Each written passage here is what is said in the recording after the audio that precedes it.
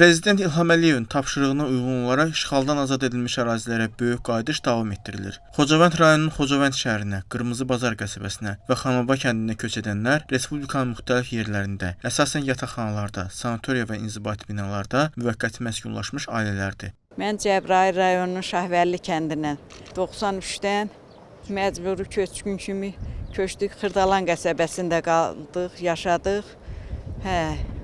Allah şəhidlərimizə rəhmət eləsin, qazilərimizə can sağlığı, cənab prezidentimizə can sağlığı versin.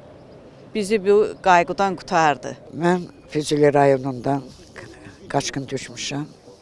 Mən fəxr eləyirəm ki, mən Qarabağlıyam, Azərbaycanlıyam.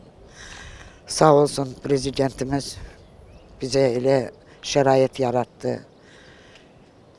Qaçqın və köçkünlərə, məcburi köçkünlərə belə yaxşı şərait yaradıb. Bizi evindən təmin elədi.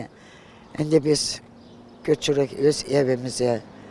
O qədər həyəcanlıyıq. Çox şadam.